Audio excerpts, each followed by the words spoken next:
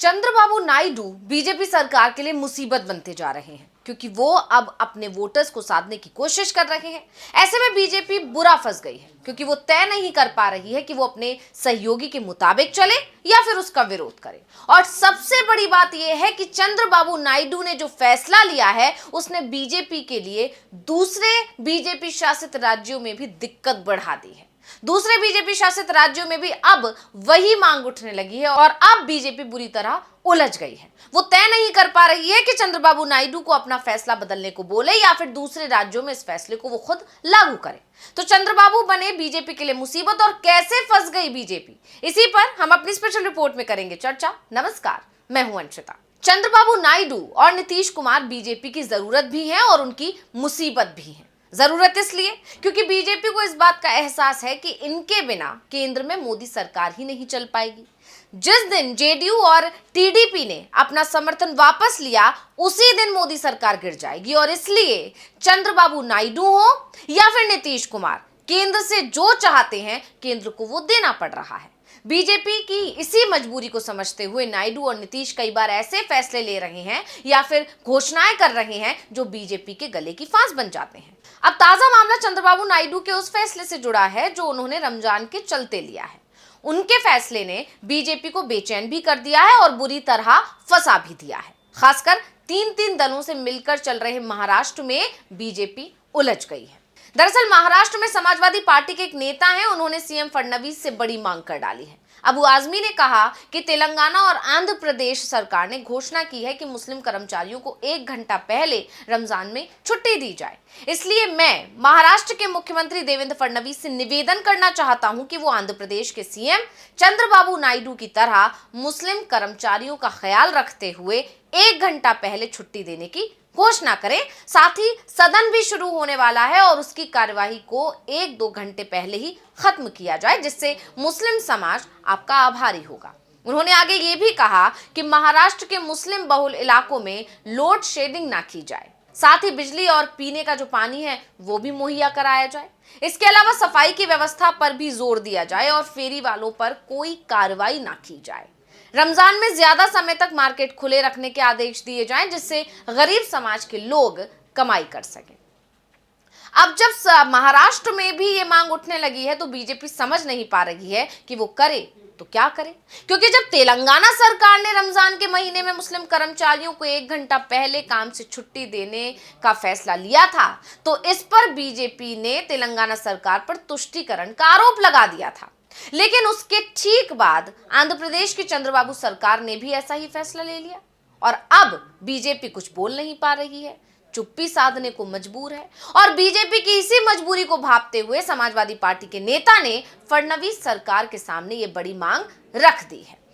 अब चंद्रबाबू नायडू और नीतीश कुमार बीजेपी के लिए कितने जरूरी हैं ये तो इसी से समझा जा सकता है कि केंद्रीय वित्त मंत्री निर्मला सीतारमण ने इस बार भी जो बजट पेश किया उसे आंध्र प्रदेश और बिहार का बजट ही कहा जा रहा है, क्योंकि ज्यादातर जो योजनाएं हैं वो इन दोनों ही राज्यों के हिस्से में आई हैं। क्योंकि आप जानते हैं बिहार में इस साल विधानसभा चुनाव होने हैं तो बिहार पर मेहरबानी कुछ ज्यादा ही दिखाई दी। वहीं नायडू पर भी मेहरबान इसलिए दिख रहे हैं क्योंकि नायडू बीजेपी के लिए जरूरी है और नायडू का जो दबाव है वो बीजेपी पर इसलिए भी ज्यादा है क्योंकि उन्हें अपनी सरकार चलाने के लिए किसी भी सहयोगी की जरूरत नहीं है। अब टीडीपी के पास अकेले ही जबरदस्त बहुमत है और यही कारण है कि नायडू बीजेपी की विचारधारा के खिलाफ जाकर फैसले ले रहे हैं और बीजेपी कुछ भी नहीं कर पा रही है। अब जरा मामले को भी समझ लेते हैं कि आखिर कैसे बीजेपी बुरी तरह उलझ गई। तो आपको बता दें कि जब तेलंगाना सरकार ने अल्पसंख्यक समुदाय को राहत देने के लिए बड़ा ऐलान किया था और उनके ऐलान के मुताबिक रमजान के पवित्र महीने में मुस्लिम कर्मचारियों को 1 घंटे कम काम करना होगा ये कहा था और वो तय समय से 1 घंटे पहले अपना कार्यालय छोड़ सकते हैं, ऐसा ऐलान किया गया था। यही नहीं, आगे ये भी कहा गया था कि कर्मचारियों को 2 मार्च से 31 मार्च तक ऑफिस और स्कूलों से 1 घंटे पहले शाम 4 बजे घर जाने की परमिशन दी गई। अब भाजपा ने रेड्डी सरकार के फैसले की आलोचना की थी। भाजपा नेता अमित मालवीय ने यह तक कह दिया था कि नवरात्रि जैसे हिंदू त्योहारों के दौरान हिंदू कर्मचारियों को ऐसी कोई छूट नहीं मिलती। और कांग्रेस की जो सरकार है वो वोट बैंक की राजनीति कर रही है।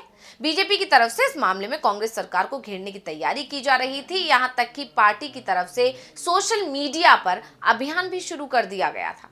लेकिन अचानक ही चंद्रबाबू नायडू ने बीजेपी को हैरान कर दिया, क्योंकि जो फैसला तेलंगाना की सरकार ने लिया वो ही फैसला चंद्रबाबू नायडू ने भी कर दिया।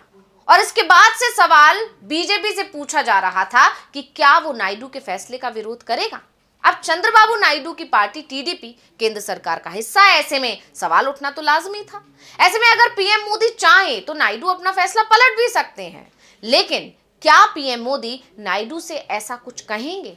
सवाल सत्ता का है तो नायडू को फैसला पलटने के लिए बीजेपी नहीं बोल पाएगी, क्योंकि चंद्रबाबू नायडू को बीजेपी की बहुत ज्यादा जरूरत नहीं है, लेकिन नायडू की जरूरत बीजेपी को बहुत ज्यादा है, क्योंकि नायडू के बिना मोदी सरकार कमजोर हो जाएगी। और कारण लोकसभा के समीकरण में छुपा हुआ है, जैसा कि आप सभी जानते भी हैं। लोकसभा में बहुमत के लिए 272 सदस्यों की जरूरत है और एनडीए के पास सीटों की संख्या है 294। इनमें से सबसे ज्यादा सीट बीजेपी के पास है, जो कि है 240, और इसके बाद दूसरे नंबर पर आते हैं चंद्रबाबू नायडू और उनकी पार्टी टीडीपी, जिसके पास है कुल 16 सीट। अब अगर ये 16 सीट एनडीए के कोटे से हटा दी जाएं तो एनडीए के पास कुल 278 सीटें ही बचेंगी, यानी बहुमत से सिर्फ 6 सीट ज्यादा। ऐसे में छोटे छोटे दल भी बीजेपी को आंख दिखाना को शुरू कर देंगे। केंद्र में मोदी सरकार की स्थिति कमजोर पड़ जाएगी। इसीलिए चंद्रबाबू नायडू के फैसले का विरोध बीजेपी नहीं कर पा रही है। उल्टा बीजेपी से सवाल किया जा रहा है कि सत्ता के लिए क्या वो अपनी विचारधारा छोड़ने को तैयार है। वैसे भी ये काम बीजेपी पहले भी कई बार कर चुकी है। आपको याद होगा, हाल ही में बिहार में नीतीश कुमार ने भी एनडीए गठबंधन के नेताओं की एक बैठक ली थी और उस बैठक में उन्होंने बीजेपी नेताओं से साफ साफ कहा था कि वो अपने अपने क्षेत्र में जाएं और खास तौर पर मुसलमानों के बीच जाएं और जाकर मुसलमानों को बताएं कि बिहार सरकार ने उनके लिए क्या क्या नीतियां बनाई हैं, कैसे सरकार मुसलमानों के हक में फैसले ले रही है। नीतीश बीजेपी नेताओं से मुसलमानों के बीच प्रचार करने को कह रहे थे और बीजेपी नीतीश की बात का विरोध भी नहीं कर पा रही थी। और अब ऐसे ही हालात आंध्र प्रदेश में भी दिखाई दे रहे हैं, जब चंद्रबाबू नायडू रमजान में घंटे घंटे की छूट मुस्लिम कर्मचारियों को देने का ऐलान कर रहे हैं और बीजेपी कुछ भी नहीं कर पा रही है। वैसे इंडिया गठबंधन की तरफ से जरूर नायडू के फैसले की तारीफ की जा रही है। कहा यह भी जा रहा है कि नायडू बीजेपी के साथ जाकर फंस गए हैं, उन्हें इंडिया गठबंधन के साथ आ जाना चाहिए, यानी एक बार फिर उन्हें न्योता दे दिया गया है।